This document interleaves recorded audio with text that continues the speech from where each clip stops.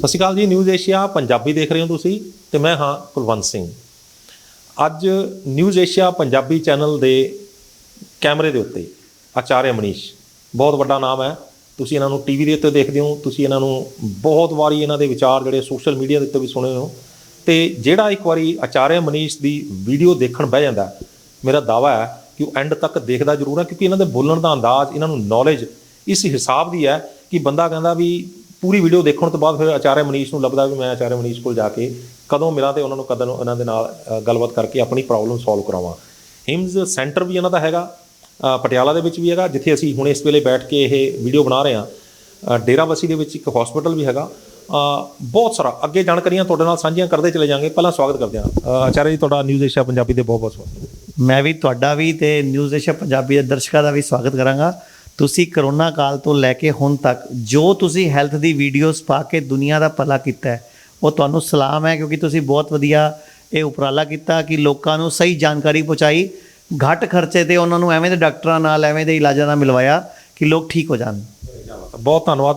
ਤੁਸੀਂ ਸਾਨੂੰ ਉਤਸ਼ਾਹਿਤ ਕੀਤਾ ਤੇ ਇੱਦਾਂ ਦੇ ਉਤਸ਼ਾਹ ਜਿਹੜੇ ਨੇ ਉਹ ਅੱਗੇ ਵਧੀਆ ਕੰਮ ਕਰਨ ਨੂੰ ਜਿਹੜੇ ਪ੍ਰੇਰਿਤ ਕਰਦੇ ਰਹਿੰਦੇ ਨੇ। ਆਚਾਰਿਆ ਜੀ ਆਪਾਂ ਹੁਣ ਆਈਏ, ਲੰਘੇ ਦਿਨ ਹੀ ਨਾ ਮੈਂ ਬਹੁਤ ਹੈਰਾਨ ਹੋਇਆ। ਮੈਂ ਬੜੇ ਲੰਮੇ ਸਮੇਂ ਤੋਂ ਹੈਲਥ ਫੀਲਡ ਦੇ ਵਿੱਚ ਕੰਮ ਕਰ ਰਿਹਾ ਅਤੇ ਅਲੱਗ-ਅਲੱਗ ਡਾਕਟਰਸ ਦੇ ਨਾਲ, ਦਿੱਗਜ ਡਾਕਟਰਸ ਦੇ ਨਾਲ ਇੰਟਰਵਿਊਜ਼ ਕੀਤੀਆਂ ਨੇ, ਪਰ ਜਦੋਂ ਮੇਰੇ ਸਾਹਮਣੇ ਇੱਕ ਚੀਜ਼ ਆਈ ਕਿ 40 ਡਿਗਰੀ ਟੈਂਪਰੇਚਰ ਦੇ ਪਾਣੀ ਦੇ ਵਿੱਚ ਬਿਠਾ ਕੇ ਬੰਦੇ ਨੂੰ ਉਹ 1 ਘੰਟਾ ਜਾਂ 40 ਮਿੰਟ ਬਿਠਾ ਕੇ ਉਹਦਾ ਡਾਇਲਿਸਿਸ ਦੇ ਉੱਤੇ ਜਿਹੜੀ ਕਿਡਨੀ ਗਈ ਹੋਏਗੀ ਉਸ ਨੂੰ ਵੀ ਰਿਵਰਸ ਕੀਤਾ ਜਾ ਸਕਦਾ, ਉਹ ਵੀ ਬਿਲਕੁਲ ਬੰਦਾ ਡਾਇਲਿਸਿਸ ਬੰਦ ਹੋ ਸਕਦੇ ਨੇ। ਮੇਰੀ ਬੁੱਧੀ ਜਿਹੜੀ ਆ ਉਹ ਜਵਾਬ ਦੇਗੀ ਵੀ ਇਹ ਕਿੱਦਾਂ। ਲੇਕਿਨ ਡਾਕਟਰ ਅਮਰ ਸਿੰਘ ਆਜ਼ਾਦ ਹੋਣਾ ਦੇ ਨਾਲ ਜਦੋਂ ਮੈਂ ਪੂਰੀ ਵੀਡੀਓ ਬਣਾਈ, ਡਾਕਟਰ ਵਿਸ਼ਵਰੂਪ ਰਾਏ ਚੌਧਰੀ ਦੇ ਜਿਹੜੀ ਵੀਡੀਓ ਕੁਛ ਸੁਣੀਆਂ ਅਤੇ ਫਿਰ ਮੈਨੇ ਦਿਮਾਗ ਨੇ ਕਿਹਾ ਵੀ ਕਿਆ ਬਾਤ ਹੈ। ਮੈਂ ਸਲਾਮ ਉਸ ਚੀਜ਼ ਨੂੰ ਵੀ ਕਰਦਾ ਹੈਗਾ, ਪਰ ਨਾਲ ਨਾਲ ਸਵਾਲ ਦਿਮਾਗ 'ਚ ਇਹ ਵੀ ਆਇਆ ਕਿ ਤੁਸੀਂ ਕਿਡਨੀ ਨੂੰ ਤਾਂ ਰਿਵਾਈਵ ਕਰਨ ਜਾ ਰਹੇ ਹੋ, ਪਰ ਬਹੁਤ ਸਾਰਾ ਕਿਡਨੀ ਦੇ ਬਰਾਬਰ ਦੇ ਹੀ ਪੇਸ਼ੈਂਟ ਜਿਹੜੇ ਨੇ ਉਹ ਲੀਵਰ ਦੇ ਵੀ ਨੇ, ਕਿਉਂਕਿ ਅੱਜ ਕੱਲ੍ਹ ਦਾ ਜਿਸ ਤਰ੍ਹਾਂ ਦਾ ਖਾਣ ਪੀਣ ਬਣ ਚੁੱਕਿਆ, ਸਾਰਾ ਦਾ ਸਾਰਾ ਖਾਣਾ ਪੀਣਾ ਜਿਹੜਾ ਉਹ ਲੀਵਰ ਨੇ ਹੀ ਹਜ਼ਮ ਕਰਨਾ। ਅਤੇ ਲੀਵਰ ਹੀ ਇੱਕ ਐਸਾ ਹੈਗਾ ਜਿਹੜਾ ਕਿ ਵਿਚਾਰਾ ਸਭ ਤੋਂ ਜ਼ਿਆਦਾ ਬੋਝ ਸਹਿ ਰਿਹਾ ਜਿਹੜੇ ਉਹਦੇ ਆਪਣੇ ਬੋਡੀ ਦਾ।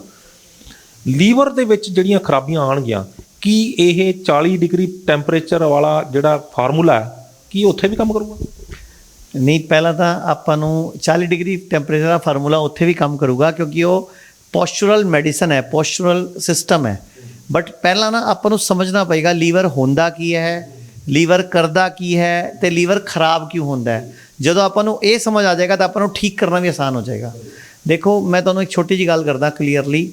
ਆਪਾਂ ਜੋ ਕੁਝ ਵੀ ਖਾਂਦੇ ਹਾਂ, ਜੋ ਕੁਝ ਵੀ ਪੀਂਦੇ ਹਾਂ, ਰੋਟੀ, ਸਬਜ਼ੀ, ਦਾਲ, ਦੁੱਧ, ਦਹੀਂ, ਫਰੂਟ, ਸਲਾਦ, ਨਾਰੀਅਲ ਪਾਣੀ, ਡਰਾਈ ਫਰੂਟ, ਜੋ ਕੁਝ ਵੀ ਖਾਓਗੇ ਪੀਓਗੇ, ਉਹਨੂੰ ਹਜਮ ਕਰਨ ਵਾਸਤੇ ਜਿਹੜੇ ਜੂਸਿਸ ਨੇ, ਜਿਹੜੇ ਰਸ ਨੇ, ਉਹ ਲੀਵਰ ਪ੍ਰਦਾਨ ਕਰਦਾ ਹੈ। ਲੀਵਰ ਸਰੀਰ ਦੇ ਅੰਦਰ ਸਭ ਤੋਂ ਵੱਡਾ ਅੰਗ ਹੈ ਅਤੇ ਸਭ ਤੋਂ ਜ਼ਿਆਦਾ ਕੰਮ ਕਰਦਾ ਹੈ। ਮਤਲਬ ਸਾਰੇ ਸਰੀਰ ਦਾ ਜਿਹੜਾ ਮੁਖੀਆ ਹੈ ਉਹ ਲੀਵਰ ਹੈ, ਅਤੇ ਸਭ ਤੋਂ ਜ਼ਿਆਦਾ ਦੁਖੀ ਵੀ ਆਪਾਂ ਲੀਵਰ ਨੂੰ ਹੀ ਕਰਦੇ ਹਾਂ। ਮਤਲਬ 2.5 ਕਿਲੋ ਦਾ ਮੁੱਕਾ ਜਿਹੜਾ ਸਨੀ ਦਿਓਲ ਦਾ ਤਾਂ ਪਤਾ ਨਹੀਂ ਹੈ ਤਾਂ ਨਹੀਂ ਹੈ, ਲੇਕਿਨ ਲੀਵਰ ਜ਼ਰੂਰ 2.5 ਕਿਲੋ ਦਾ ਹੁੰਦਾ। ਬਿਲਕੁਲ ਬਿਲकुल। ਲੀਵਰ ਜਿਹਨੂੰ ਕਹਿੰਦਾ ਨਾ ਤੇਰੇ ਜਿਗਰ ਮੇਂ ਤਾਕਤ ਹੈ ਤੋ ਤੂਨੇ ਅਗਰ ਉਹ ਕਹਿੰਦਾ ਨਾ ਤੇਰੇ दिल की शक्ति और जिगरा है था, धर्मेंद्र ही फिक्सर डायलॉग। तो लीवर शरीर का सबसे इम्पॉर्टेंट अंग है और सबसे लीवर ही दुखी होता है। तो मैं आपके माध्यम से, चैनल के माध्यम से दुनिया को बताना चाहूँगा, चाहे किडनी फेल है, चाहे शुगर है, चाहे बीपी है, चाहे जोड़ों का दर्द है, चाहे ऑटोइम्यून डिसऑर्डर है, चाहे कैंसर है, सबसे पहले लीवर खराब होता है। ਸਾਰਿਆਂ ਨਾਲ ਪਹਿਲਾਂ ਲੀਵਰ ਖਰਾਬ ਹੁੰਦਾ। ਇਹ ਤਾਂ ਬੜੇ ਹੈਰਾਨੀ आती हैं, लेकिन लोग लीवर ਨੂੰ ਲਾਪਰਵਾਹੀ ਚ ਲੈਂਦੇ ਹੈ। ਯਾਨੀ ਕਿ ਜੇ ਕਿਸੇ ਬੰਦੇ ਦੇ ਲੀਵਰ ਦੇ ਵਿੱਚੋਂ ਕੁਝ ਖਰਾਬੀ ਆ ਰਹੀ ਹੈ, LFT ਟੈਸਟ ਦੇ ਵਿੱਚ, ਲੀਵਰ ਫੰਕਸ਼ਨਿੰਗ ਟੈਸਟ ਦੇ ਵਿੱਚ ਜੇਕਰ ਉਹਦੇ 'ਚ ਕੋਈ ਖਰਾਬੀ ਆ ਰਹੀ ਹੈ ਤਾਂ ਅਲਰਟ ਹੈ, ਬਚੋ, ਬਾਕੀ ਦੀਆਂ ਬਿਮਾਰੀਆਂ ਵੀ ਸਟਾਰਟ ਹੋਣ ਵਾਲੀਆਂ। ਤੇ ਤੁਹਾਨੂੰ ਇੱਕ ਗੱਲ ਹੋਰ ਦੱਸ ਦੇਣਾ, 70% ਲੀਵਰ ਜਦੋਂ ਤੱਕ ਖਰਾਬ ਨਹੀਂ ਹੁੰਦਾ, LFTH ਵੀ ਨਹੀਂ ਆਉਂਦਾ। ਫਿਰ ਤਾਂ ਇਹ ਤਾਂ ਬੜੇ ਡਰਾਉਣ ਵਾਲੀ ਗੱਲ ਹੈ। ਇਹ ਕਿਵੇਂ ਪਤਾ ਲੱਗੂ ਫਿਰ ਬੰਦਾ ਤਾਂ ਇਹ ਤਾਂ ਕੰਮ ਖਰਾਬ ਹੈ। ਫਿਰ ਮੈਂ ਦੱਸ ਦੇਣਾ ਤੁਹਾਡੇ ਦਰਸ਼ਕਾਂ ਨੂੰ, ਕਿਸੇ ਨੂੰ ਵੀ ਗੈਸ ਬਣਦੀ ਹੈ, ਕਿਸੇ ਨੂੰ ਵੀ ਤੇਜ਼ਾਬ ਬਣਦਾ ਹੈ, ਕਿਸੇ ਨੂੰ ਵੀ ਕਬਜੀ ਰਹਿੰਦੀ ਹੈ, ਤੇ ਸਮਝੋ ਲੀਵਰ ਖਰਾਬ ਹੈ। ਇਹ ਕਿੱਦਾਂ? ਥੋੜਾ ਜਿਹਾ ਇਹ ਵੀ ਮੱਤ ਮਾਰਨ ਵਾਲੀ ਗੱਲ ਹੈ। ਦੇਖੋ, ਗੈਸ, ਲੋਕ ਕਹਿੰਦੇ ਮੈਨੂੰ ਗੈਸ ਬਣਦੀ ਹੈ, ਕੁਝ ਵੀ ਖਾਣਾ ਮੈਨੂੰ ਡਕਾਰ ਆਉਂਦੇ ਹੈ, ਮੈਨੂੰ ਗੈਸ ਬਣਦੀ ਹੈ, ਮੈਨੂੰ ਐਸਿਡ ਬਣਦਾ ਹੈ, ਮੈਨੂੰ ਛਾਤੀ 'ਚ ਜਲਨ ਹੁੰਦੀ ਹੈ, ਮੈਨੂੰ ਤੇਜ਼ਾਬ ਜਾਂ ਬਾਹਰ ਆਉਣ ਨੂੰ ਹੁੰਦਾ ਹੈ। ਇਹ ਸਭ ਲੀਵਰ ਖਰਾਬ ਦੇ ਲੱਛਣ ਹੈ, ਲੇਕਿਨ ਰਿਪੋਰਟਾਂ ਨਾਰਮਲ ਆਉਂਦੀਆਂ। ਇਹ ਬਹੁਤ ਵੱਡੀ ਪ੍ਰੋਬਲਮ ਹੈ। ਮੈਂ ਤੁਹਾਡੇ ਚੈਨਲ ਮਾਧਿਅਮ ਇੱਕ ਛੋਟੀ ਜਿਹੀ ਗੱਲ ਕਰਨਾ ਚਾਹੂੰਗਾ। ਤੁਸੀਂ ਕਿਸੇ ਵੀ ਪੇਸ਼ੈਂਟ ਦੀ ਜਿਬ ਕਹੋ ਕਿ ਜਿਬ ਕੱਢ ਆਪਣੀ, ਅਗਰ ਜਿਬ ਮੋਟੀ ਹੈ ਤਾਂ ਲੀਵਰ ਫੈਟੀ ਹੈ। ਅਗਰ ਜਿਬ ਮੋਟੀ ਹੈ ਤਾਂ ਲੀਵਰ ਫੈਟੀ ਹੈ। ਅਗਰ ਜਿਬ ਤੇ 2 ਨੀਲੀਆਂ ਲਾਈਨਾਂ ਬਣੀਆਂ ਹੋਈਆਂ ਤੇ ਲੀਵਰ ਦੇ 'ਚ ਪੱਥਰੀ ਹੈ ਤੇ ਗੋਲ ਬਲੈਡਰ 'ਚ ਪੱਥਰੀ ਹੈ। ਅਗਰ ਜਿਬ ਵਿੱਚੋਂ ਫਟੀ ਹੋਈ ਹੈ ਤੇ ਲੀਵਰ 50% ਕਮਜ਼ੋਰ ਹੈ, ਕੰਮ ਘੱਟ ਕਰ ਰਿਹਾ ਹੈ।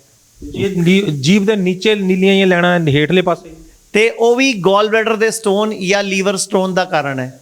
ਨੀਲੀ ਲਾਈਨ ਮਤਲਬ ਕਿ ਮੇਰਾ ਪਿੱਤ ਗੰਦਾ ਹੋ ਗਿਆ, ਮੇਰਾ ਲੀਵਰ ਦਾ ਜੂਸ ਜਿਹਨੂੰ ਆਪਾਂ ਬਾਈਲ ਕਹਿੰਦੇ ਆ, ਉਹ ਇਨਫੈਕਟਡ ਹੈ। ਜੇ ਲੀਵਰ ਜੀਭ ਦੇ ਉੱਤੇ ਚਿੱਟਾ ਜੰਮਿਆ ਹੋਇਆ, ਮੈਲ ਜੰਮੀ ਹੋਈ, ਤਾਂ ਇਹਦਾ ਮਤਲਬ ਮੇਰਾ ਲੀਵਰ 50% ਖਰਾਬ ਹੋ ਚੁੱਕਾ ਹੈ ਤੇ ਮੈਨੂੰ ਕਬਜੀ ਵੀ ਸ਼ੁਰੂ ਹੋ ਗਈ ਨਾਲ।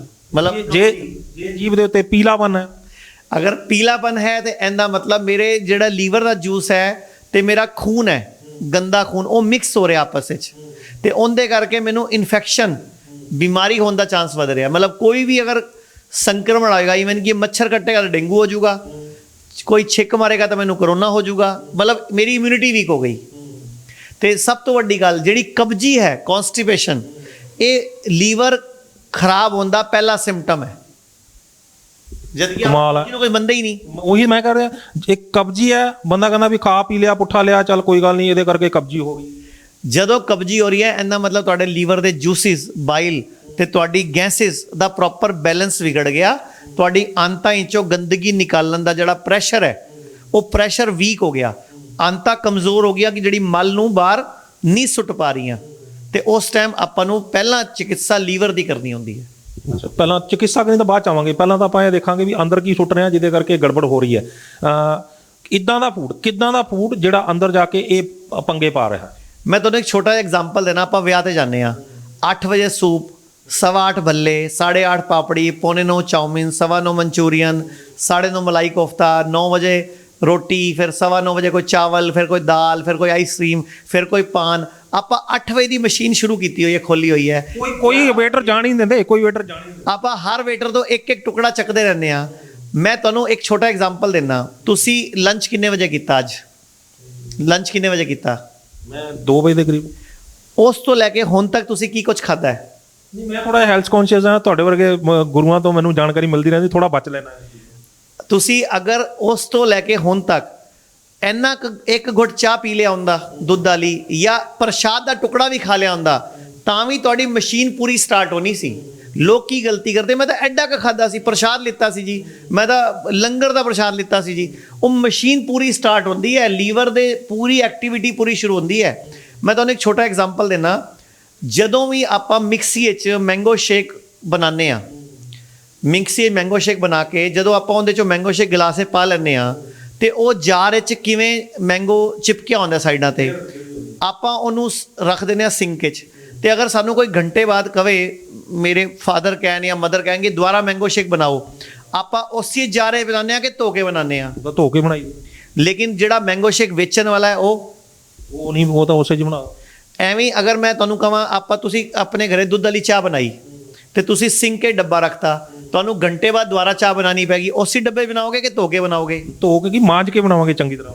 ਤੇ ਲੇਕਿਨ ਜਿਹੜਾ ਚਾਹ ਵੇਚਣ ਵਾਲਾ ਉਹ ਮੈਨੂੰ ਨਹੀਂ ਲੱਗਦਾ, ਉਹ ਤਾਂ ਸਿਰਫ ਪਾਣੀ 'ਚ ਆਇਆ ਕਰਕੇ ਕਰ ਦਿੰਦਾ। ਤੇ ਅੱਜ ਸੁਣ ਲਓ ਧਿਆਨ ਨਾਲ, ਜਦੋਂ ਤੁਸੀਂ ਇੱਕ ਖਾਣਾ ਪ੍ਰੋਪਰ ਖਾਂਦੇ ਹੋ, ਉਸ ਤੋਂ 2.5 ਘੰਟੇ ਬਾਅਦ ਜਾਂ 1.5 ਘੰਟੇ ਬਾਅਦ ਜਦੋਂ ਉਹ ਖਾਣਾ ਆਮਾਸ਼ਯ ਤੋਂ ਨਿਕਲ ਕੇ ਛੋਟੀਆਂ ਤੇ ਚਲਾ ਜਾਂਦਾ ਹੈ, ਤੇ ਸਾਡੇ ਲੀਵਰ ਦਾ ਲੈਫਟ ਹਿੱਸਾ, ਲੈਫਟ ਲੋਬ ਐਕਟੀਵੇਟ ਹੁੰਦਾ ਹੈ, ਜਿਹੜਾ ਉਹਨੂੰ ਧੋਣ ਵਾਸਤੇ, ਉਹਨੂੰ ਸਾਫ਼ ਕਰਨ ਵਾਸਤੇ ਜੂਸਿਸ ਦਿੰਦਾ ਹੈ। ਜਿਹੜਾ ਲਗਭਗ ਭਾਰਤ ਦੇ 99% ਲੋਕਾਂ ਦਾ ਸਿਸਟਮ ਖਰਾਬ ਹੋ ਗਿਆ, ਕਿਉਂਕਿ ਬਚਪਨ ਵਿੱਚ ਅਸੀਂ ਆਪਣੀ ਨਾਨੀ ਜਾਂ ਦਾਦੀ ਕੋਲ ਗਏ ਕਿ ਮੇਰੇ ਪੇਟ 'ਚ ਗੁੜਗੁੜ ਹੋ ਰਹੀ ਹੈ, ਨਾਨੀ ਨੇ ਕਿਹਾ ਚੂਹੇ ਕੁੱਦ ਰਹੇ, ਕੁਝ ਖਾ ਲੈ। ਉਹ ਬੇੜਾ ਗਰਕ ਹੋ ਗਿਆ।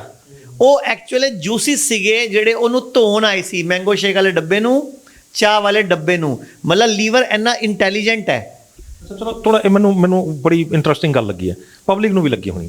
ਇੱਕ ਚੀਜ਼ ਮੈਨੂੰ ਇਹ ਦੱਸੋ, ਖਾਣਾ ਖਾਧਾ ਕਿੰਨੇ ਚਿਰ ਬਾਅਦ ਉਹ ਧੋਣ ਵਾਲਾ ਪ੍ਰੋਸੈਸ ਸਟਾਰਟ ਹੁੰਦਾ, ਤਾਂ ਕਿ ਬੰਦਾ ਕੋਈ ਵੀ ਇਹ ਹਾਲੇ ਨਹੀਂ ਛੇੜਨਾ, ਅੰਦਰ ਧੋਣ ਵਾਲਾ ਪ੍ਰੋਸੈਸ ਸਟਾਰਟ ਹੋਣ ਵਾਲਾ? ਜਿਹੜਾ ਖਾਣਾ ਕੁੱਕ ਫੂਡ ਹੈ ਤੇ 1.5 ਤੋਂ 2.5 ਘੰਟੇ ਬਾਅਦ, ਅਗਰ ਤੁਸੀਂ ਰॉ ਫੂਡ ਖਾਂਦੇ ਹੋ ਤਾਂ 40 ਮਿੰਟ ਬਾਅਦ, ਮਤਲਬ ਫਰੂਟ ਤੋਂ 40 ਮਿੰਟ ਬਾਅਦ, ਸੈਲਡ ਲਗਭਗ 20-25 ਮਿੰਟ ਬਾਅਦ, ਕੁਕ ਫੂਡ ਤੋਂ ਲਗਭਗ 1.5 ਤੋਂ 2.5 ਘੰਟੇ ਬਾਅਦ, ਤੇ ਨੌਨ ਵੈਜ ਲਗਭਗ 4 ਘੰਟੇ ਬਾਅਦ ਤਾਂ ਧੋਣ ਦਾ ਪ੍ਰੋਸੈਸ ਸ਼ੁਰੂ ਹੁੰਦਾ ਹੈ। ਉਸ ਧੋਣ ਦਾ ਪ੍ਰੋਸੈਸ ਨੂੰ ਡਿਸਟਰਬ ਨਹੀਂ ਕਰਨਾ ਹੁੰਦਾ, ਕਿਉਂਕਿ ਉਹੀ ਆਪਣੀ ਲਾਈਫ ਨੂੰ, ਸੈਲਸ ਦੀ ਜ਼ਿੰਦਗੀ ਨੂੰ ਤੇ ਆਪਣੀ ਇਮਿਊਨਿਟੀ ਨੂੰ ਵਧਾਉਣ ਵਿੱਚ ਇੰਪੋਰਟੈਂਟ ਹੈ। ਜਿਵੇਂ ਮੈਂ ਤੁਹਾਨੂੰ ਛੋਟਾ ਉਦਾਹਰਨ ਦਿੰਦਾ, ਤੁਹਾਡੇ ਘਰੇ ਪੋਚਾ ਲੱਗ ਰਿਹਾ ਹੈ, ਤੁਹਾਡੀ ਮੰਮੀ ਕੀ ਕਹਿੰਦੀ ਹੈ, ਪੋਚੇ ਤਾਂ ਨਾ ਚੁੱਲੀ, ਈਵਨ ਕਿ ਪੋਚੇ ਚੱਲੋ ਤੇ ਪੈਰ, ਆਪਾਂ ਜਦੋਂ ਕੋਈ ਵੀ ਵਿਅਕਤੀ ਸਫਾਈ ਕਰ ਰਿਹਾ ਹੋਏ ਤੁਸੀਂ ਉਹਨੂੰ ਡਿਸਟਰਬ ਕਰੋ। ਜਿਵੇਂ ਤੁਹਾਡੇ ਘਰ ਦੀ ਘੰਟੀ ਵੱਜੀ, ਤੁਹਾਡੀ ਵਾਈਫ ਬਰਤਨ ਧੋ ਰਹੀ ਹੈ ਤੇ ਉਹ ਕੀ ਕਹਿੰਦੀ, ਉਹ ਇੱਕ ਮਿੰਟ ਟਿਕ ਜੋ, ਭਾਂਡੇ ਧੋ ਰਹੀਆਂ। ਜਿਵੇਂ ਕੋਈ ਪੋਚਾ ਲਾ ਰਿਹਾ ਤੇ ਕੋਈ ਘੰਟੀ ਵਜਾਏ, ਉਹ ਪੋਚਾ ਲਾ ਰਹੀਆਂ, ਮਤਲਬ ਕੋਈ ਸਫਾਈ ਕਰ ਰਿਹਾ ਨਾ, ਉਹਨੂੰ ਡਿਸਟਰਬ ਨਾ ਕਰੋ। ਐਵੇਂ ਜਦੋਂ ਲੀਵਰ ਦੇ ਜੂਸਿਸ ਅਮਾਸ਼ਯ ਦੀ ਸਫਾਈ ਕਰ ਰਹੇ ਹੈ, ਜਦੋਂ ਤੁਸੀਂ ਉਹਨੂੰ ਡਿਸਟਰਬ ਕਰਦੇ ਹੈ, ਉਹ ਤੁਹਾਨੂੰ ਕੋ ਬਦਲਾ ਲੈਂਦਾ ਹੈ, ਤੁਹਾਡਾ ਲੀਵਰ ਫੇਲ ਕਰਕੇ, ਤੁਹਾਨੂੰ ਬਿਮਾਰ ਕਰਕੇ, ਤੁਹਾਡੀ ਕਿਡਨੀ ਫੇਲ ਕਰਕੇ, ਤੁਹਾਨੂੰ ਸ਼ੂਗਰ ਦੇ ਕੇ, ਤੁਹਾਨੂੰ BP ਦੇ ਕੇ, ਤੁਹਾਨੂੰ ਹੋਰ ਬਿਮਾਰੀਆਂ ਦੇ ਕੇ। ਚਲੋ ਇਹ ਬਹੁਤ ਖਤਰਨਾਕ ਚੀਜ਼ਾਂ ਤੁਸੀਂ ਦੱਸਤੀਆਂ। ਹੁਣ ਮੈਨੂੰ ਇਹ ਦੱਸੋ ਕਿ ਤੁਸੀਂ ਇੱਕ ਚੀਜ਼ ਬਹੁਤ ਡਰਾਤਾ ਹੈਗਾ ਕਿ ਜਦੋਂ ਤੱਕ 70% ਲੀਵਰ ਖਰਾਬ ਨਹੀਂ ਹੋ ਜਾਂਦਾ ਉਦੋਂ ਤੱਕ ਪਤਾ ਵੀ ਨਹੀਂ ਲੱਗਦਾ, ਤੇ ਆਮ ਪਬਲਿਕ ਜਿਹੜੀ ਆ ਇਸ ਚੀਜ਼ ਤੋਂ ਬਚੇ ਕਿਵੇਂ? ਪੰਗਾ ਤਾਂ ਇਹ ਹੈ ਕਿ 70% ਤੋਂ ਪਹਿਲਾਂ ਤਾਂ ਪਤਾ ਹੀ ਨਹੀਂ ਲੱਗਣਾ, ਡਾਕਟਰਾਂ ਦੇ ਟੈਸਟਾਂ 'ਚ ਵੀ ਨਹੀਂ ਆ ਰਿਹਾ, ਤੇ ਆਮ ਪਬਲਿਕ ਜਿਹੜੀ ਆ ਉਹ ਇੰਨੀ ਇੰਟੈਲੀਜੈਂਟ ਨਹੀਂ ਹੈਗੀ ਜਿਹੜੀ ਚੀਜ਼ ਡਾਕਟਰਾਂ ਦੇ ਟੈਸਟ 'ਚ ਨਹੀਂ ਆ ਰਹੀ, ਆਮ ਪਬਲਿਕ ਦੇ ਕਿਵੇਂ ਪਤਾ ਲੱਗ ਜੂਗਾ? ਕਿਵੇਂ ਪਤਾ ਲੱਗੇ ਵੀ ਮੇਰਾ ਲੀਵਰ ਜਿਹੜਾ ਉਹ ਕਿੰਨੇ % ਕਿੱਦਾਂ ਖਰਾਬ ਹੋ ਰਿਹਾ? ਜਦੋਂ ਵੀ ਤੁਹਾਨੂੰ ਆਪਣਾ ਖਾਣਾ ਖਾਣ ਤੋਂ ਬਾਅਦ ਥੋੜੀ ਦੇਰ ਬਾਅਦ ਅਗਰ ਤਾਂ ਇੱਕਦਮ ਮੋਸ਼ਨ ਵਾਸਤੇ ਭਜਣਾ ਪੈਂਦਾ ਕਿਸੇ ਨੂੰ, ਸਮਝੋ ਲੀਵਰ ਖਰਾਬ। IBS ਨਹੀਂ ਹੁੰਦਾ, ਇਰੀਟੇਬਲ ਬਾਊਲ ਸਿੰਡਰੋਮ? IBS ਤਾਂ ਸਰ ਇੱਕ ਬਾਤ ਦਾ ਨਾਮ ਦਿੱਤਾ ਨਾ ਉਹਨੂੰ, ਤੁਸੀਂ IBS ਦਾ ਨਾਮ ਦਿੱਤਾ, ਇਰੀਟੇਬਲ ਬਾਊਲ ਸਿੰਡਰੋਮ। ਉਹਦੀ ਨੌਬਤ ਕਿਉਂ ਆਈ? ਲੀਵਰ ਹੀ ਤਾਂ ਖਰਾਬ ਹੈ ਨਾ। ਲੇਕਿਨ ਲੀਵਰ ਦੇ ਉੱਤੇ ਧਿਆਨ ਨਾ ਦੇ ਕੇ ਤੁਸੀਂ ਇੱਕ ਚੀਜ਼ ਨੋਟਿਸ ਕਰਨਾ, ਮੇਰੀ ਗੱਲ ਧਿਆਨ ਨਾਲ, ਕਦੀ ਵੀ ਵੱਡੇ ਤੋਂ ਵੱਡਾ ਡਾਕਟਰ ਲੀਵਰ ਦੀ ਗੱਲ ਨਹੀਂ ਕਰੇਗਾ, ਕਿਉਂਕਿ ਲੀਵਰ ਦੇ ਇਲਾਜ 'ਚ ਪੈਸੇ ਹੈ ਨਹੀਂ। ਲੋਕ ਬਾਜ਼ਾਰ 'ਚ ਗੋਲੀਆਂ ਫੱਕੀਆਂ ਲੈ ਕੇ ਠੀਕ ਕਰ ਲੈਂਦੇ ਹੈ।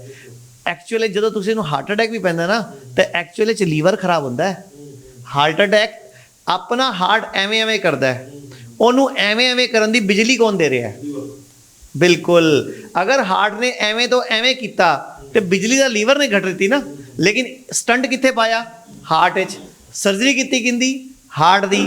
ਲੀਵਰ ਨੂੰ ਆਪਾਂ ਛੇੜਿਆ ਹੀ ਨਹੀਂ। ਸ਼ੂਗਰ ਵਿੱਚ ਵੀ ਅਗਰ ਲੀਵਰ ਦੀ ਚਿਕਿਤਸਾ ਹੋ ਜਾਏ ਤਾਂ ਸ਼ੂਗਰ ਰਿਵਰਸ ਹੋ ਜਾਂਦੀ ਹੈ। BP ਲੀਵਰ ਦੀ ਚਿਕਿਤਸਾ ਹੋ ਜਾਏ, BP ਰਿਵਰਸ ਹੋ ਜਾਂਦਾ ਹੈ। ਕੋਈ ਵੀ ਬਿਮਾਰੀ, BP ਹੈ, ਸ਼ੂਗਰ ਹੈ, ਕਿਡਨੀ ਫੇਲ ਹੈ, ਲੀਵਰ ਫੇਲ ਹੈ, ਕੈਂਸਰ ਹੈ, ਇਹ ਰਿਵਰਸ ਹੋ ਸਕਦੇ ਹੈ, ਲੇਕਿਨ ਬਿਨਾਂ ਲੀਵਰ ਦੀ ਚਿਕਿਤਸਾ ਦੇ ਨਹੀਂ ਹੋ ਸਕਦੇ। ਐਸੀ ਵਾਸਤੇ ਅਸੀਂ ਕਹਿੰਦੇ ਹਾਂ फूड बिकम योर मेडिसिन, कि खाने को ही अपना दवाई बना लो, मतलब खाना ही भोजन जो है वही दवाई बन जाएगा। यही काम आप हिम्स पटियाले करते हैं तो हिम्स आप चंडीगढ़ के हॉस्पिटल करते हैं। बहुत लंबा तजर्बा चाह रहा जी थोड़ा, तुसीं मैनूं थोड़ा जिहा ये भी दस दिओ कि अजकल जिन्ने भी लोकी तुसीं देख रहे हो ਉਹ ਇੱਕ ਹੁੰਦਾ ਨਾ ਬੰਦਾ, ਇੱਕ ਹੁੰਦਾ ਵੀ ਯਾਰ ਇੱਕ ਮੇਰਾ ਸਰਵੇ ਆ ਵੀ ਇੰਨੇ % ਦੇ ਲੋਕਾਂ ਦੇ ਦਾ ਲੀਵਰ ਖਰਾਬ ਹੀ ਨੇ, ਪਰ ਉਹਨਾਂ ਨੂੰ ਪਤਾ ਨਹੀਂ ਲੱਗਦਾ ਹੈਗਾ। ਇੰਨੇ % ਲੋਕਾਂ ਪੰਜਾਬ ਵਿੱਚ ਹਰ ਚੌਥੇ ਬੰਦੇ ਦਾ ਲੀਵਰ ਫੈਟੀ ਹੈ। ਤੇ ਐਲੋਪੈਥੀ ਦੇ ਡਾਕਟਰ ਕੋਲ ਅਗਰ ਜਾਓਗੇ ਉਹ ਕਹਿੰਦੇ ਲੀਵਰ ਫੈਟੀ ਆਮ ਗੱਲ ਹੈ, ਜਦਕਿ ਲੀਵਰ ਫੈਟੀ ਪਹਿਲੀ ਸਟੇਜ ਹੈ ਹਰ ਬਿਮਾਰੀ ਦੀ। Liver fatty grade 1, grade 2, grade 3, grade 4 ਤਾਂ ਫਿਰ ਕੈਂਸਰ, ਸਿਰੋਸਿਸ ਤੇ ਫਾਈਬਰੋਸਿਸ। ਫਿਰ ਬਚਿਆ ਕੀ? ਤੇ ਲੀਵਰ ਫੈਟੀ ਤੋਂ ਲੀਵਰ ਸਿਰੋਸਿਸ ਬਣਨ ਦਾ ਸਫ਼ਰ ਕੋਈ ਬਹੁਤ ਵੱਡਾ ਨਹੀਂਗਾ, ਸਿਰਫ 3 ਤੋਂ ਲੈ ਕੇ 5 ਸਾਲ ਲੱਗਦੇ ਆ ਸਿਰਫ। ਉਹਨਾਂ ਨੂੰ ਪਤਾ ਵੀ ਨਹੀਂ ਲੱਗਦਾ ਬੰਦੇ ਨੂੰ ਵੀ ਕੀ ਹੋ ਗਿਆ ਜਦੋਂ ਤੱਕ ਲੀਵਰ। ਈਵਨ ਕਿ ਅੱਜ ਕੱਲ੍ਹ ਤਾਂ ਸਾਡੇ ਕੋਲ ਲਗਭਗ ਰੋਜ਼ ਦਾ ਇੱਕ ਪੇਸ਼ੈਂਟ ਆ ਜਾਂਦਾ ਹੈ ਜਿਹਨੂੰ ਕੋਈ ਲੱਛਣ ਨਹੀਂ ਤੇ ਸਿੱਧਾ ਪਤਾ ਲੱਗਦਾ ਲੀਵਰ ਫੇਲ ਹੈ। ਡਾਕਟਰ ਕਹਿੰਦਾ ਟ੍ਰਾਂਸਪਲਾਂਟ ਕਰਾਓ ਜੀ, 50 ਲੱਖ ਰੁਪਏ ਲੱਗਣਗੇ ਟ੍ਰਾਂਸਪਲਾਂਟ ਦੇ, ਮਤਲਬ ਸਿੱਧਾ ਲੀਵਰ ਫੇਲ ਪਤਾ ਲੱਗਦਾ ਹੈ। ਤੇ ਸੋਚੋ ਲੀਵਰ ਫੇਲ ਕਦੋਂ ਹੁੰਦਾ ਹੈ? ਜਦੋਂ ਤੁਹਾਡੇ ਰੈਕਟਮ ਤੋਂ ਲੈ ਕੇ ਉੱਪਰ ਤੱਕ ਦਾ ਸਾਰਾ ਸਿਸਟਮ ਡਿਸਟਰਬ ਹੁੰਦਾ ਹੈ। ਯਾਨੀ ਕਿ ਸਭ ਤੋਂ ਪਹਿਲਾ ਲੱਛਣ ਤੁਹਾਨੂੰ ਕਬਜੀ ਆਈ ਜਾਂ ਗੈਸ ਆਈ ਜਾਂ ਤੇਜ਼ਾਬ ਆਈ, ਤੁਸੀਂ ਤਿੰਨੋਂ ਇਗਨੋਰ ਕੀਤੇ। ਉਸ ਤੋਂ ਬਾਅਦ ਤੁਹਾਨੂੰ ਸ਼ੂਗਰ ਆਈ ਜਾਂ BP ਆਈ, ਤੁਸੀਂ ਉਹ ਵੀ ਇਗਨੋਰ ਕੀਤਾ। ਤੁਹਾਨੂੰ ਹਾਰਮੋਨਲ ਇੰਬੈਲੈਂਸ ਆਇਆ, ਤੁਸੀਂ ਉਹ ਵੀ ਇਗਨੋਰ ਕੀਤਾ। ਤੁਹਾਨੂੰ ਸੈਕਸੁਅਲ ਵੀਕਨੈਸ ਆਈ, ਤੁਸੀਂ ਉਹ ਵੀ ਇਗਨੋਰ ਕੀਤਾ। ਤੁਹਾਨੂੰ ਖਰਾਟੇ ਆਏ ਤਾਂ ਵੀ ਲੀਵਰ ਖਰਾਬ ਹੈ, ਤੁਸੀਂ ਉਹ ਵੀ ਇਗਨੋਰ ਕੀਤਾ। ਫਾਹ ਦੇ ਲੀਵਰ ਫੇਲ ਹੋਏਗਾ। ਸੋਚੋ ਆਪਾਂ ਰੱਬ ਸਾਨੂੰ ਕਿੰਨੇ ਇਸ਼ਾਰੇ ਕਰਦਾ ਹੈ कि टिक जा मानव, रुक जा मानव, सुधर जा मानव, तेरा लीवर खराब हो रहा है। गैस आना, तेजाब आना, खट्टे डकार आना, जलन होना, कब्जी रहना, ये सारे लीवर खराब के लक्षण हैं। ਪਰ ਆਚਾर्य ਜੀ ਇੱਕ ਚੀਜ਼ ਤੁਸੀਂ ਦੱਸਤੀ ਵੀ ਇੰਨਾ ਕੁਝ ਹੋ ਰਿਹਾ, ਉਹਦੇ ਬਾਅਦ ਜਿਹੜਾ ਉਹ ਸਾਰਾ ਕੁਝ ਲੀਵਰ ਦੇ ਖਰਾਬ ਹੁੰਦੇ ਨੇ। ਪਰ ਗੱਲ ਇਹ ਹੈ, ਬੰਦੇ ਦਾ ਪੇਟ ਖਰਾਬ ਹੋਇਆ, ਬੰਦਾ ਡਾਕਟਰ ਕੋਲ ਗਿਆ, ਡਾਕਟਰ ਕਹਿੰਦਾ ਵੀ ਪੇਟ ਦੀ ਆਹ ਦਵਾਈ ਲੈ ਲੈ। ਬੰਦੇ ਨੂੰ BP ਹੋਇਆ, ਬੰਦੇ ਡਾਕਟਰ ਕੋਲ ਗਿਆ, ਬੰਦੇ ਨੇ ਕਹਿ ਦਿੰਦਾ ਦਵਾਈ ਆਹ ਲੈ ਲੈ। ਸਪੈਸ਼ਲਿਸਟ ਜਿਹੜੇ ਡਾਕਟਰਸ ਨੇ ਅੱਜ ਕੱਲ੍ਹ, ਹਰ ਅੰਗ ਦੇ ਸਪੈਸ਼ਲਿਸਟ ਡਾਕਟਰ ਨੇ, ਕੀ ਇਹ ਵੀ ਇੱਕ ਖਰਾਬੀ ਕਰ ਰਿਹਾ ਕਿਉਂਕਿ ਪਿੱਛੇ ਦਾ ਕੋਈ ਉਹ ਦੇਖ ਨਹੀਂ ਰਿਹਾ ਚੀਜ਼ਾਂ?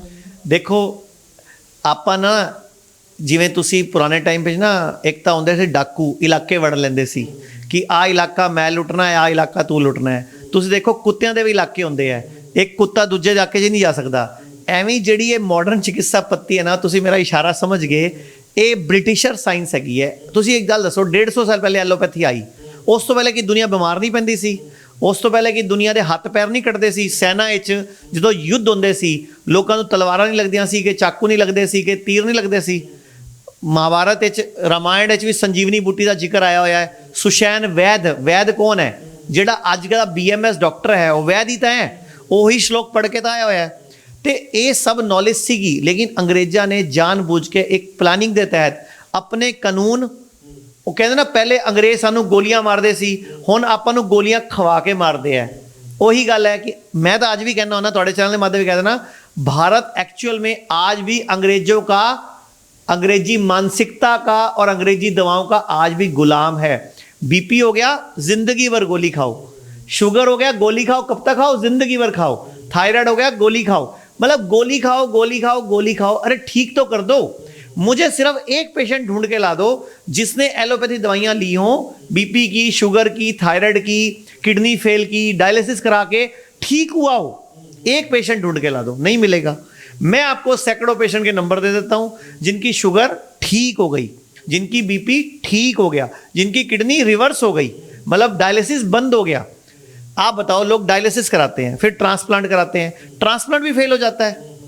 आपको पता है kidney transplant maximum to maximum, मेरे कैरियर में अगर मैं 100 लोगों से मिलता हूं तो सिर्फ 5 लोग होते हैं जिनका 5 साल चलता है। एक पेशेंट मिला मुझे आज तक जिसका ट्रांसप्लांट 13 साल चला, अदरवाइज 2 साल 4 साल में 6 साल में सबके फेल हो जाते हैं। रूट कॉज ਜਿਹੜਾ ਤਾਂ ਉਹਨੂੰ ਨਾ ਠੀਕ ਹੋ ਰਿਹਾ, ਪਿੱਛੋਂ ਅੱਗੇ ਉਹ ਟ੍ਰਾਂਸਪਲਾंट ਕਰਤਾ, ਜਿਹਨੇ ਪਹਿਲਾਂ ਖਰਾਬ ਕੀਤਾ ਕੋਈ ਨੇ ਦੁਬਾਰਾ ਖਰਾਬ ਕਰਤਾ। जो कारण से मैं ਤੁਹਾਨੂੰ ਸੱਚੀ ਦੱਸਾਂ, मैं ਤੁਹਾਨੂੰ नमस्ते करना चाहूँगा, ਤੁਹਾਨੂੰ साधुवाद देना चाहूँगा। तुसी सच्ची जर्नलिस्ट नहीं के डॉक्टर बन चुके हो, मतलब डॉक्टਰਾਂ ਦੇ इंटरव्यू कर करके अपने सर जी नाल ही डॉक्टर बन चुके हैं। इन्ना ज्ञान ਤੁਹਾਨੂੰ ਹੈਗਾ। ਮੈਨੂੰ ਵੀ ਲੱਗਦਾ ਕਈ ਵਾਰੀ ਕਿ ਸਵਾਲ ਵੀ ਕਿਵੇਂ ਦੇ ਪੁੱਛਦੇ ਹੋ, ਬੰਦੇ ਨੂੰ ਜਵਾਬ ਦੇਣਾ ਚਾਹੀਦਾ ਹੈ। ਇਹਦਾ ਸ਼ੁਕਰ ਹੈ doctor Amar Singh Azad, doctor ਵਿਸ਼ਰੂ, doctor ਅਵਧੇਸ਼ Pandey ਜਿਹੜੀ ਸਾਡੀ ਟੀਮ ਦੇ ਡਿੱਗਜ ਹੈਗੇ ਆ, ਉਹਨਾਂ ਦੇ ਤੁਸੀਂ ਇੰਟਰਵਿਊ ਕਰਦੇ ਹੋ, ਉਹਨਾਂ ਨੂੰ ਪਤਾ ਹੈ ਤੁਹਾਨੂੰ ਸਾਰੀ ਨੌਲੇਜ ਆਈ ਜਾ ਰਹੀ ਹੈ। ਚੰਗੀ ਗੱਲ ਹੈ। तो मैं ये कहना चाहना कि हमारा शरीर इंटेलिजेंट है, इस पर विश्वास रखो। मैं आपको एक इशारे में समझा देता हूँ। फोड़ा, फुंसी, उल्टी, दस्त, जुकाम और बुखार ये मित्र हैं। फोड़ा, फुंसी, उल्टी, जुकाम, बुखार। और चंडीगढ़ में भारत का पहला इंटीग्रेटेड मेडिकल साइंसेज का हॉस्पिटल शुरू किया गया है, जिसका नाम हिम्स रखा गया है, hospital and institute of integrated medical sciences, जहां एलोपैथी, आयुर्वेद, होम्योपैथी, नेचुरोपैथी सब एक ही साथ पेशेंट को ठीक करने के उद्देश्य से काम करती है सारी पैथी।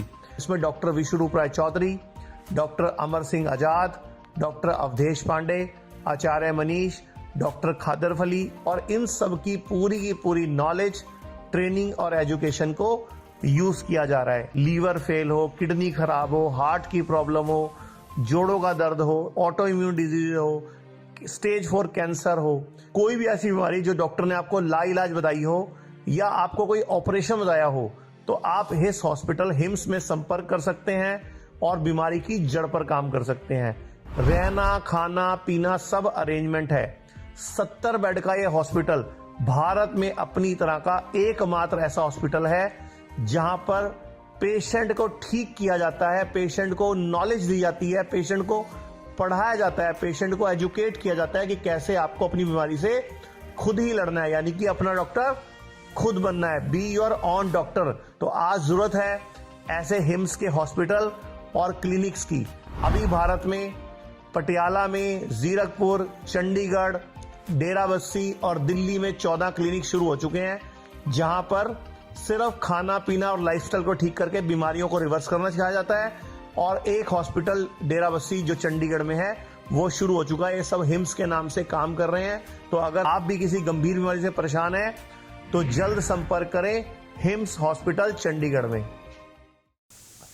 मतलब लूज मोशन लगना, नजला नजला चीका, छींका, ये मित्र हैं। अगर किसी को ये आते हैं तो भगवान को थैंक यू बोलो कि मेरा बड़ा रोग आने से बच गया।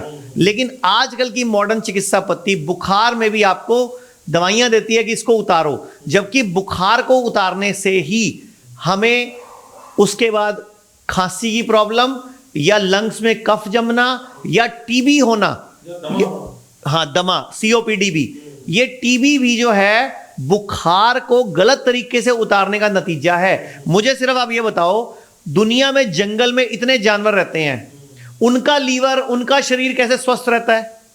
ਇਨਸਾਨ ਦਾ ਇਸ ਕਰਕੇ ਜਿਹੜਾ ਖਰਾਬ ਹੋ ਗਿਆ ਕਿਉਂਕਿ ਇਨਸਾਨ ਖੜਾ ਹੋ ਗਿਆ, ਉਹ ਟੇਡੇ ਹੋ ਕੇ ਤੁਰਦੇ ਨੇ, ਇੱਥੇ ਹੀ ਗੜਬੜ ਹੋਈ ਵੀ ਹੈ ਸਾਰੀ। ਉਹ ਪੁੱਠਾ ਸਿੱਧਾ ਖਾਂਦੇ, ਉਹ ਆਪਣੇ ਹੀ ਖਾਂਦੇ ਨੇ ਜੋ ਉਹਨਾਂ ਦਾ ਹੋਇਆ। एक कारण है उसमें, आप बताओ मुझे, एक कुत्ते को भी इतनी अकल होती है कि जब बीमार पड़ो तो 2 से 3 दिन के लिए खाना छोड़ देता है। गाय भी छोड़ती है, हाथी भी छोड़ता है, सब छोड़ते हैं। इंसान ही एक ऐसा जीव है, उसको बुखार में भी पीली दाल, खिचड़ी, दूध में रस डुबो डुबो के, बिस्किट सब चाहिए। तो भैया ये खाना ही बीमारी है, मतलब भोजन ही बीमारी है और भोजन ही दवा है। मस भोजन पहचानना आपको आना चाहिए और भोजन करने का तरीका आपको आना चाहिए, तो बड़ी से बड़ी बीमारी रिवर्स कर सकते हो।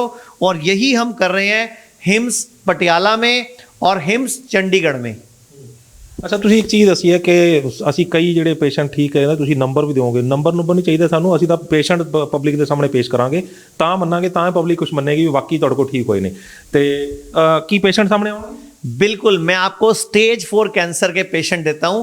3 तो अभी मेरे पास इसी महीने आए हैं, जिनकी पहली रिपोर्ट और अगली रिपोर्ट, यानी कि पहली रिपोर्ट में डॉक्टर ने जवाब दे दिया, आपकी 25 तो एक की रेडियोथेरेपी हो चुकी थी। स्टेज 4 कैंसर, जिसको लास्ट स्टेज कैंसर बोलते हैं, वो रिपोर्ट नॉर्मल आना अपने आप में एक बहुत बड़ी बात है।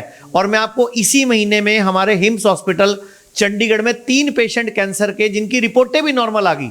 देखो, लक्षणों में आराम सबको आता है, लेकिन रिपोर्टों में नॉर्मल आना उनके घर वाले भी बिलीव नहीं करते। तो एक ने तो रिपोर्ट भी 3 जगह से कराई ताकि तसल्ली हो जाए। तो पेट स्कैन में अब कैंसर नहीं आ रहा है, तो मैं आपको वो पेशेंट और रिपोर्टें भी देता हूं। ऐसे किडनी फेल में, जिसकी किडनी फेल हो गई, डॉक्टर ने बोला डायलिसिस कराओ और अब ट्रांसप्लांट कराओ, तो मैं आपको इसी हफ्ते में आप चंडीगढ़ हॉस्पिटल में आपको इनवाइट करता हूं। मैं आपको 5-7 पेशेंट मिलवाता हूं जिनका डायलिसिस बिल्कुल बंद हो चुका है। इवन कि 3 पेशेंट का तो पहले दिन से बंद हो गया, और कुछ का हफ्ते बाद, कुछ का 15 दिन बाद। होता क्या है, जैसे 3 दिन बाद डायलिसिस हो रहा है तो धीरे धीरे वो 4 दिन पे आएगा, 5 दिन पे आएगा, उसके पैरामीटर नॉर्मल होंगे और क्रिएटिनिन यूरिया नॉर्मल होगा, पोटेशियम लेवल नॉर्मल होगा, तो आप अपनी आंखों से देखोगे। और मैं चाहूंगा, मैं आपको एक वीडियो देता हूं लीवर फेल पेशेंट की, लीवर सिरोसिस, जिसको डॉक्टर ने जवाब दे दिया। मैं चाहूंगा इसी इंटरव्यू के बीच में क्लिप जोड़ देना। और वो उनके बेटे समा लखा के बीजेपी के विधायक हैं और उनके दामाद सोनीपत के एमपी हैं, मतलब बीजेपी के एमपी हैं सोनीपत के, और बेटा उनका एमएलए है समालखा से। उनके फादर का लीवर फेल था। ये वीडियो में जो अभी सर को मैं दूंगा, उनका डॉक्टर ने जवाब दे दिया, बिस्तर पे थे, पोटी सुसु निकल रहा था, हमारे से इलाज कराए 4 महीने हो गए, घर गए हुए हैं और कहीं एडमिट नहीं हुए और पहले से बेटर घूम रहे हैं। मैं नहीं कह रहा वो अमर हो गए, लेकिन उनकी क्वालिटी लाइफ, जो पोटी सुसु बीच में कर रहे थे, बिस्तर पे पड़े थे, डॉक्टर ने बिल्कुल जवाब दे दिया।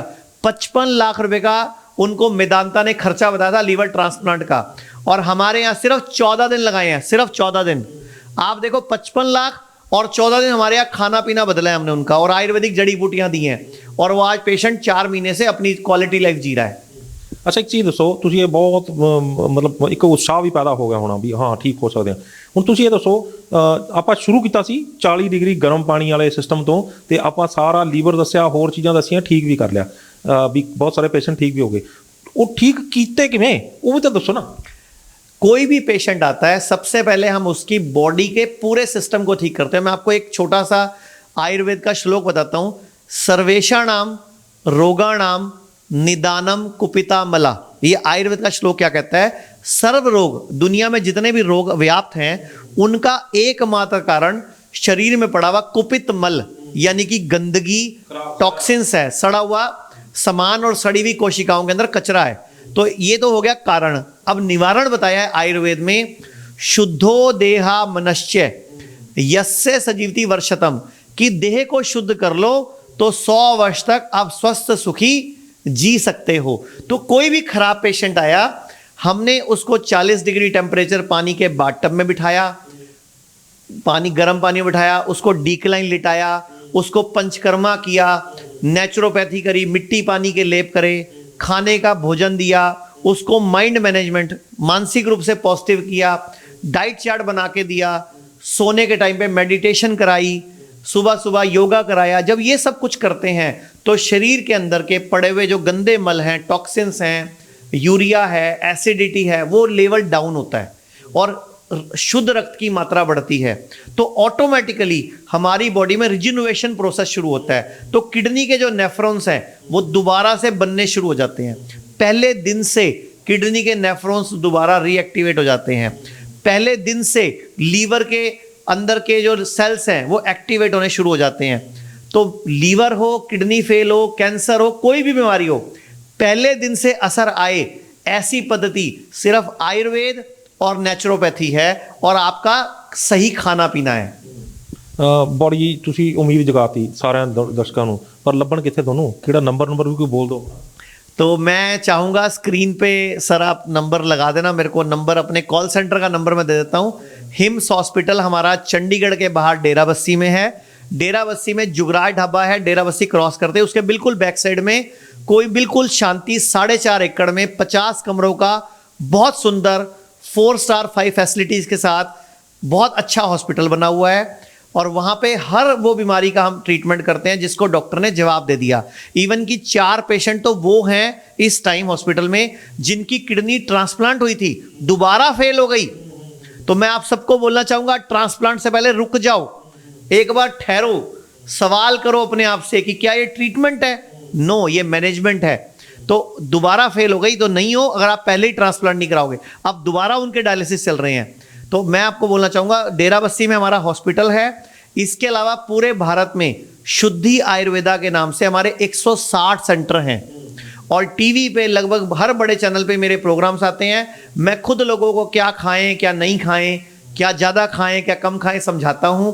और पटियाला में हमने हिम्स के नाम से मैंने, डॉक्टर विश्वरूप राय चौधरी, डॉक्टर अमर सिंह आज़ाद, डॉक्टर अवधेश पांडे, हमारी टीम ने पहला हिम्स पटियाला सेंटर शुरू किया है जिसको हम नेचर क्योर सेंटर बोलते हैं। और ये सब कुछ भाई राजीव दीक्षित की याद में शुरू किया है, जिसको क्रांतिकारी बोला जाता है राजीव दीक्षित को, क्योंकि उन्होंने भारत में आयुर्वेद को लेकर क्रांति जगाई।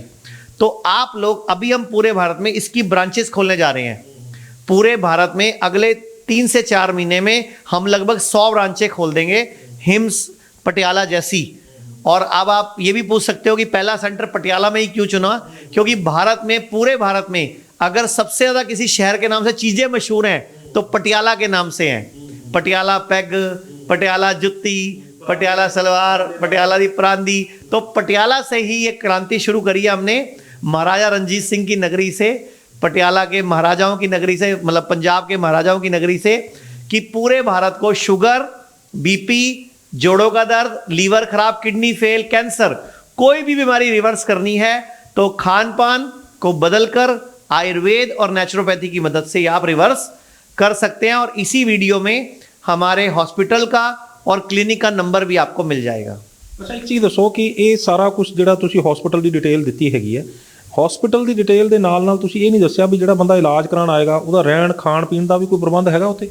हॉस्पिटल में रहना, खाना, पीना इंक्लूडेड है, काढ़े, दवाइयाँ वो सब भी इंक्लूडेड हैं, थेरेपीज, पंचकर्मा की थेरेपीज, नेचुरोपैथी की therapies, yoga, meditation, laughing class, रोज की एजुकेशन क्लास, शाम को रोज हमारे हॉस्पिटल में क्लास लगती है, आपको पढ़ाया जाता है शुगर वाले को, बीपी वाले को, लीवर फेल वाले को, कि हम बीमार क्यों पड़ते हैं और हम स्वस्थ कैसे रह सकते हैं, ताकि वो इंसान एक वॉलंटियर बनके पूरे भारत में घूमे और दुनिया को बताए कि ये भी एक तरीका है बिना केमिकल वाली गोलियों और बिना ऑपरेशन के ठीक होने का, आयुर्वेद और नेचुरोपैथी।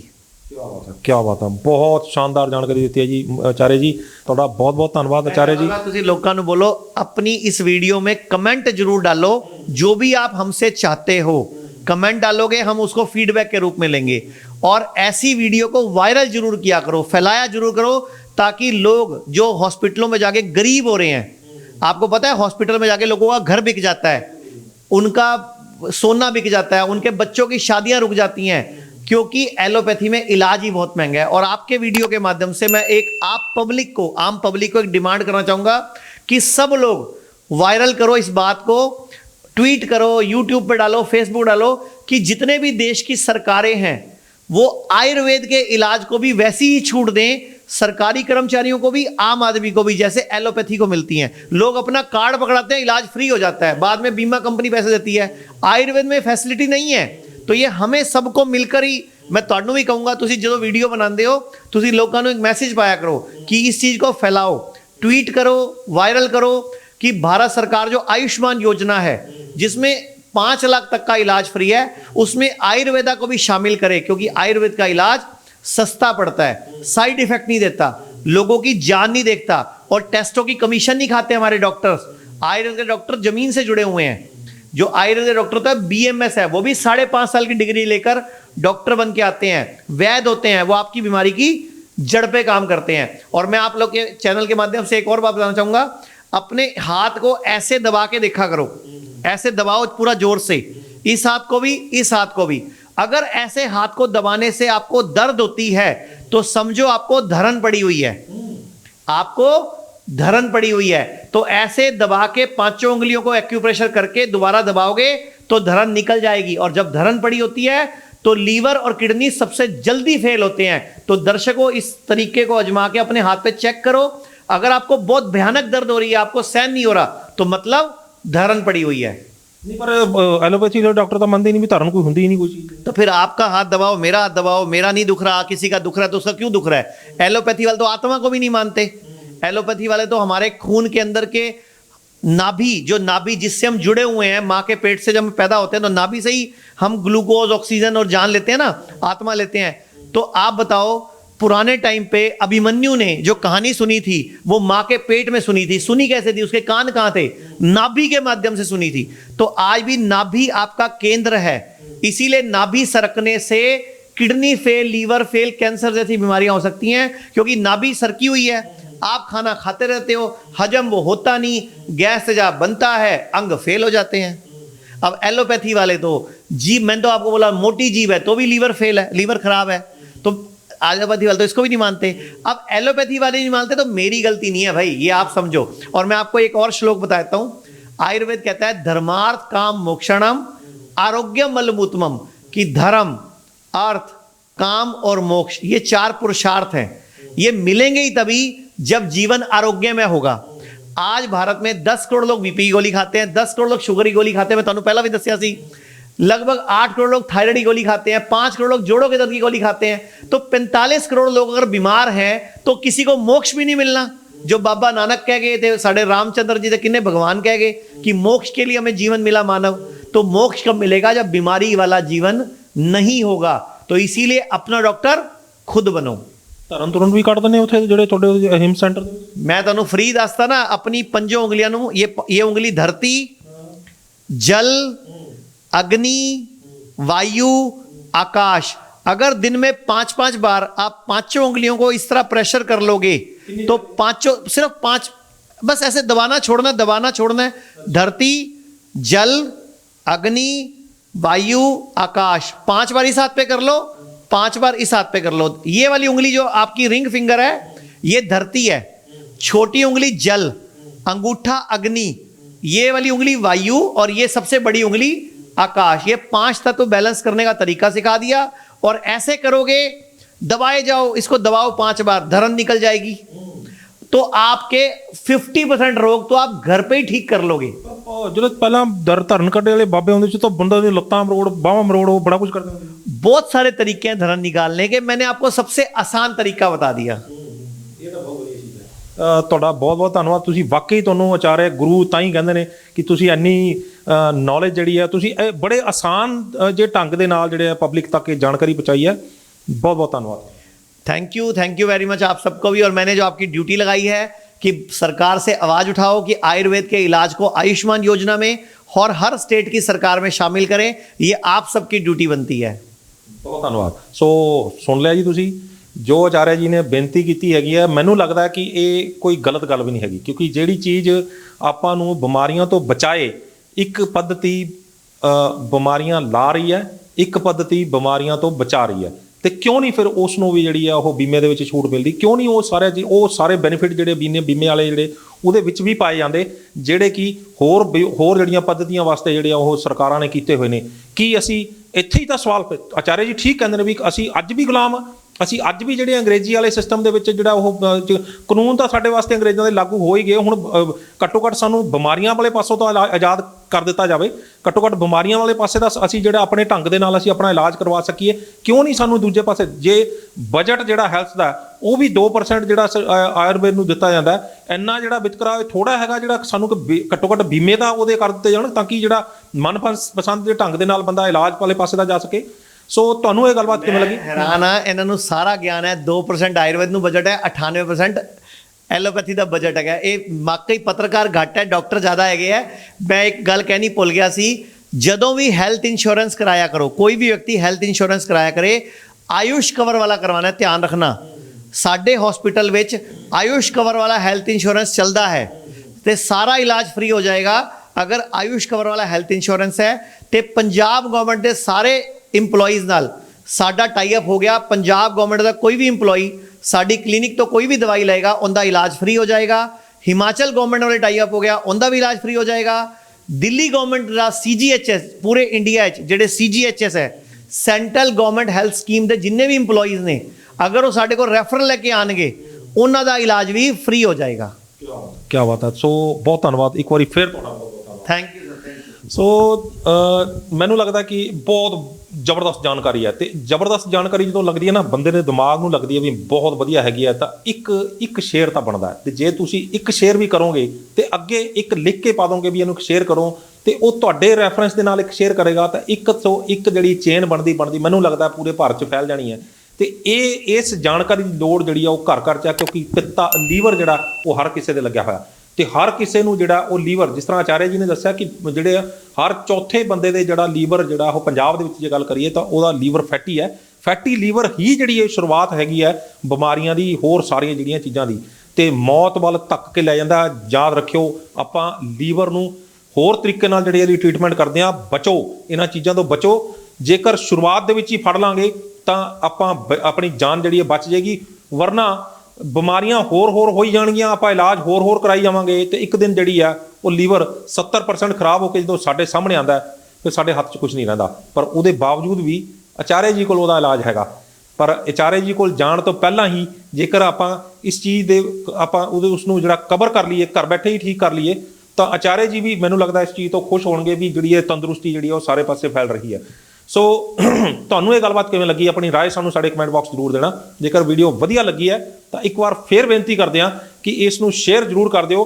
ਕੀ ਪਤਾ ਕੋਈ ਇੱਕ ਬੰਦਾ ਸਾਡੀ ਇਸ ਗੱਲ ਨੂੰ ਸੁਣ ਕੇ ਉਹ ਘਰ ਬੈਠੇ ਹੀ ਆਪਣਾ ਇਲਾਜ ਕਰਕੇ ਠੀਕ ਹੋ ਜਾਂਦਾ, ਤਾਂ ਅਸੀਂ ਸਮਝਾਂਗੇ ਕਿ ਸਾਡੀ ਇਸ ਵੀਡੀਓ ਨੂੰ ਬਣਾਉਣ ਦਾ ਮਕਸਦ ਕਾਮਯਾਬ ਰਿਹਾ। ਸਾਡੇ ਚੈਨਲ ਨੂੰ ਸਬਸਕ੍ਰਾਈਬ ਕਰਨਾ ਨਾ ਭੁੱਲਿਓ। ਅਗਲੀ ਵਾਰ ਫੇਰ ਹਾਜ਼ਰ ਹੋਵਾਂਗੇ ਇੱਕ ਨਵੇਂ ਮੁੱਦੇ, ਇੱਕ ਨਵੇਂ ਮਹਿਮਾਨ ਦੇ ਨਾਲ। ਉਦੋਂ ਤੱਕ ਮੈਨੂੰ ਦਿਓ ਇਜਾਜ਼ਤ। ਧੰਨਵਾਦ।